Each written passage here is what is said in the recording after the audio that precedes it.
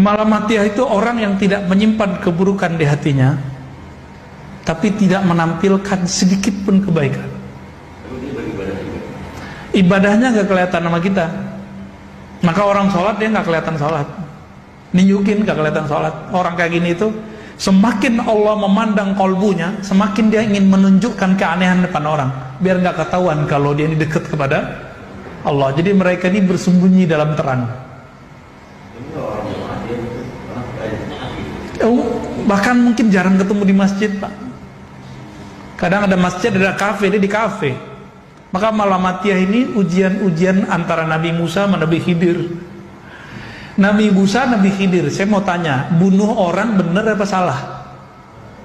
Bunuh orang salah. Nabi Khidir tahu Nabi Musa ini ujiannya ujian hukum syariat. Nabi Musa kalau melihat ada orang melanggar syariat itu langsung darahnya naik, karena beliau simbol nahi mungkar. Nabi Musa itu bukan karena pengen disebut ahli nahi mungkar, tapi karena beliau emang seorang Rasulullah, emang haknya. Ujiannya siapa? Apa pantangan Nabi Musa dibuat sama beliau? Bapak ini suka jamaah, nanti akan diuji oleh Allah. Tetangga nggak sholat jamaah, hatinya bilang apa? Munafik nih, gitu.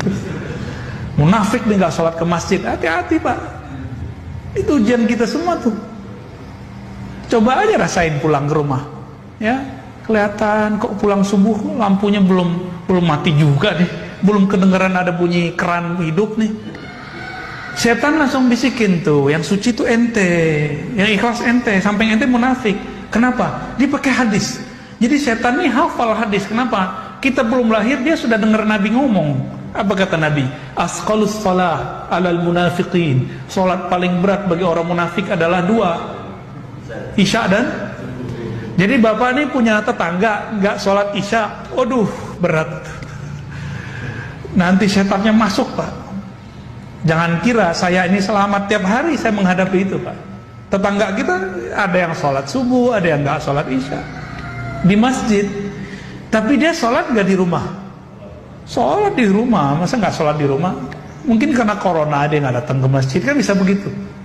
Atau mungkin dia punya mazhab. Imam Ghazali ini punya satu mazhab yang beda sama yang lain. Bagi beliau, orang yang hatinya berpenyakit berat dianjurkan dia berkhalwat. Maka di saat-saat dia berlatih ini boleh ditinggalin sholat jamaah, kecuali Jumat.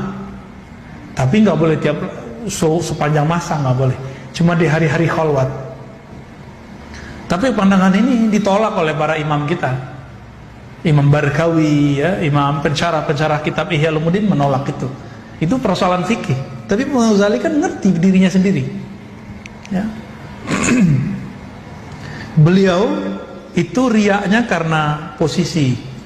Dulu beliau kan profesor, gelarnya Hujatul Islam. Jadi semakin tambah ilmunya, tambah gelarnya, wah ini semakin tinggi, semakin kuat pengaruh riaknya. Dan Imam Ghazali orang yang mengalami, mengidap penyakit itu semua di waktu beliau terkenal. Maka beliau menghilang 10 tahun, diajarkan Asmaul Husna oleh Imam Abu Ali Al-Farmadi, dan berzikir dengan itu. 4 tahun sebelum wafatnya beliau balik ke Baghdad, lalu pindah ke kampungnya dan bikin surau atau zawiyah pesantren kecil. Di situlah beliau mengajarkan kolbu. Lahirlah kitab Ihya Ulumuddin, ya, menghidupkan ilmu agama yang zahir plus batin. Tidak hanya zahirnya, tapi juga batinnya. Semoga kajian ini diridhoi oleh Allah. Semoga kajian ini bisa membimbing kita, membersihkan diri saya pribadi dan kita yang hadir, kita mendengarkan. Amin ya rabbal alamin. Wassallallahu ala